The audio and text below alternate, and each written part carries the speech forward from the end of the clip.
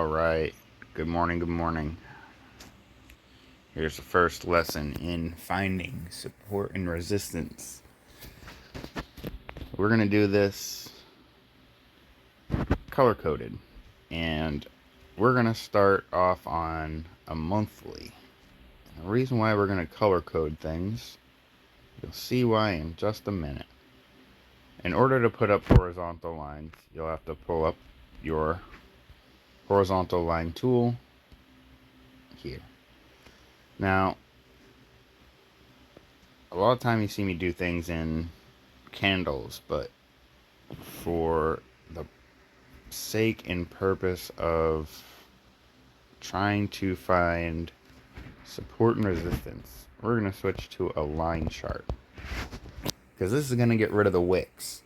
We're just trying to find where did the candles close so that we can put up support zones and resistance zones. So this makes it pretty easy. You just look for the top,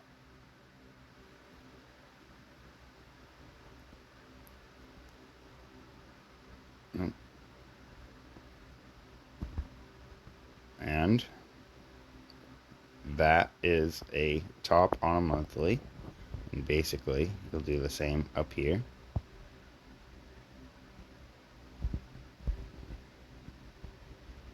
And then you have bottoms in here that acted as support and resistance zones. This is all going to be one color, and you'll see why in a little bit. Let's see. Somewhere right about, thing is right here, there's a lot of touch points. Maybe just leave those.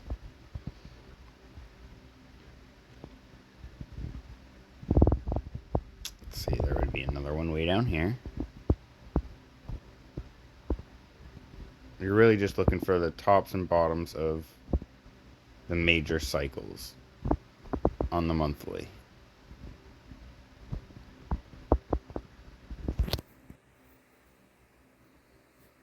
So now that you have that, what you can do is, you can see that you have some ranges. 61,000 to 38, 14,000 to 34, 3,000 to 14,000. You can start to zoom in a little bit.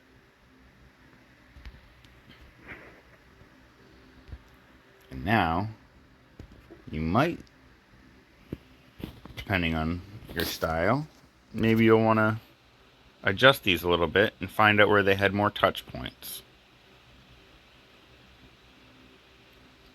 So, you'll notice that they were pretty darn close.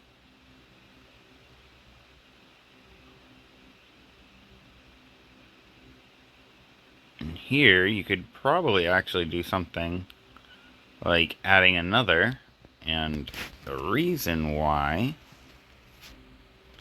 is because now it's gonna basically make a little trading range in there. Uh-oh, I hit the wrong button.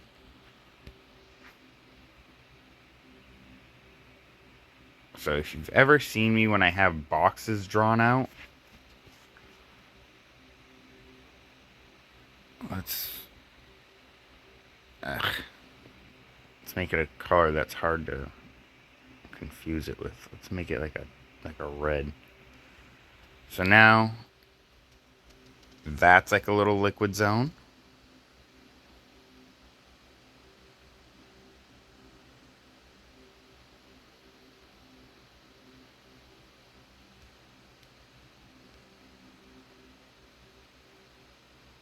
And you got yourself a nice little liquid zone there.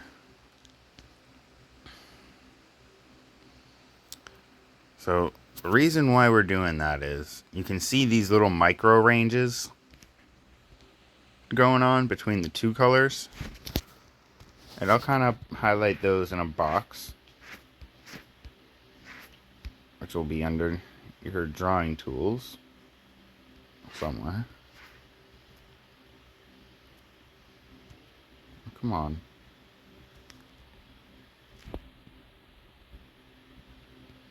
Where's my brush? Just want to brush, man. There it is. Alright. I didn't actually want a brush. I actually wanted a fucking rectangle. I need more coffee. So, how to make a box. You just draw through the liquid zone. See how it's got some peaks back there? And it, like, you got a peak here, and then you got the bottom, another peak, another bottom. You'll see that it tried to support, and then it just flushed right through. So these little zones are kind of like, not necessarily rejection zones, but a lot of money is interested in this area. So people see it as maybe a value zone until it flips to not so much a value zone, in which it will go back down to the next value zone, which will be right in here.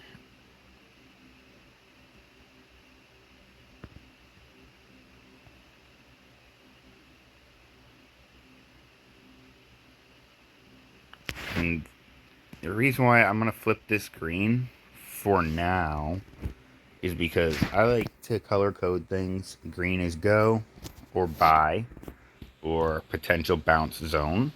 And red is stop, sell, or short sell, or potential resistance.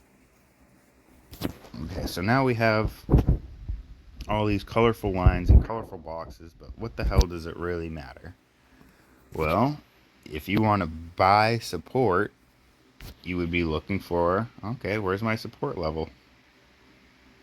In this box, I'd be looking for a bounce somewhere around the 13,000. So basically, you would have shorted here when it broke this level of resistance. That trap door at about 31,000 is where you would have shorted down into this area at 20,000, and then you might let go a little, the rest at about 13,000.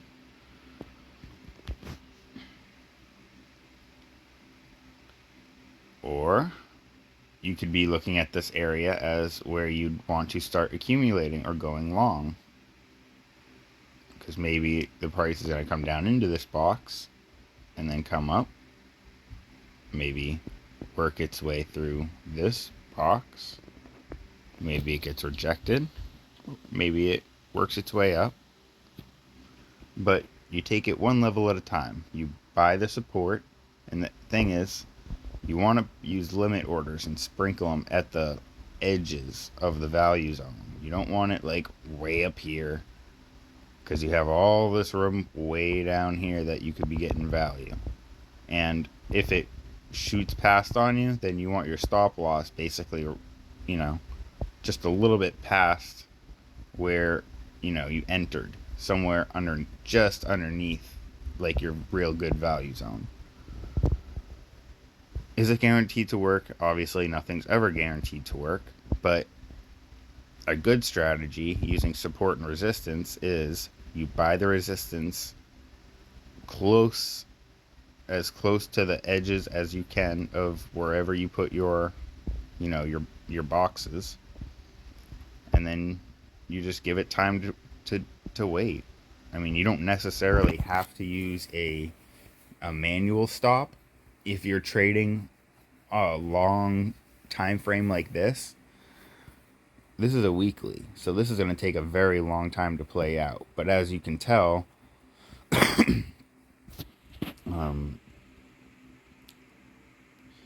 the moves can get quite large when you start dealing on higher time frames, which is why I kind of recommend that you use the higher time frames rather than the lower time frames. Alright, so what if this area doesn't hold? Where else? Well, really, you could make one more little box zone, but I don't really see the need for that at the moment. you start zooming in more.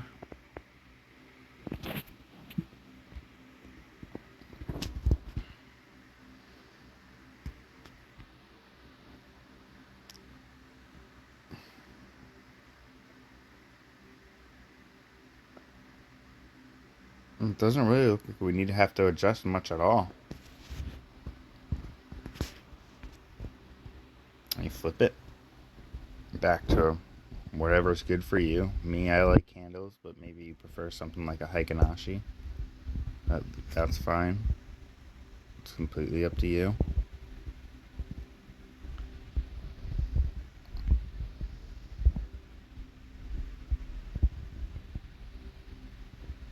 In which case,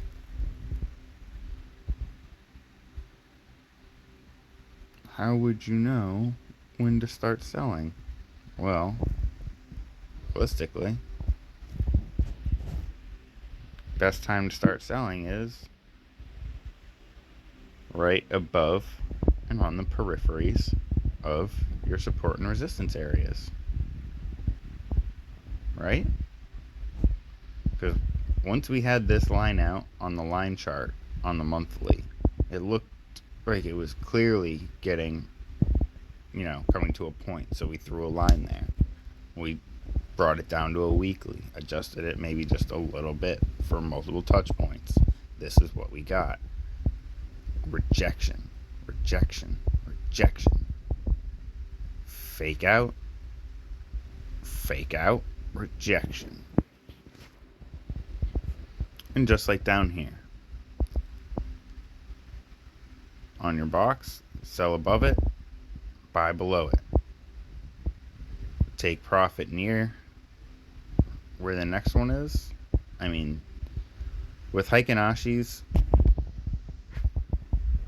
it's gonna tell you basically on a daily, like, you're gonna be in and out of positions so often. That's why I kind of am telling you, like, a daily or a weekly would really be a lot better, because now it cleans things up a bit for you, because it's not telling you to really sell. Like, yeah, you had your giant wick up here, so you didn't get the ultimate high, but it did get you the lower high right here. Boom. Switch to green. Wrote it up. Flip to new support is where you could have gone long again. Boom. Sell on the next candle that it starts turning red at and around the resistance. Boom. Flush it down.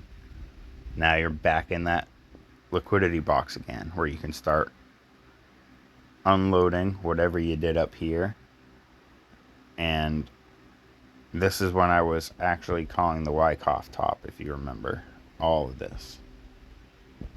So when you got that Wyckoff distribution thing going on, your next phase is looking for another mark down. We'll probably see a bounce up into here. If at all, we could just go straight into capitulation and go down. It's extremely hard to say, but that's what the levels are for. And depending on what kind of candles, if you're using a Hikinashi,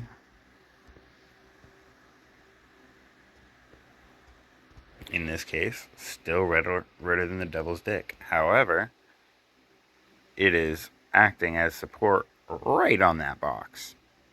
So it probably will trade up to about 29 or 32,000 before heading back down into the abyss.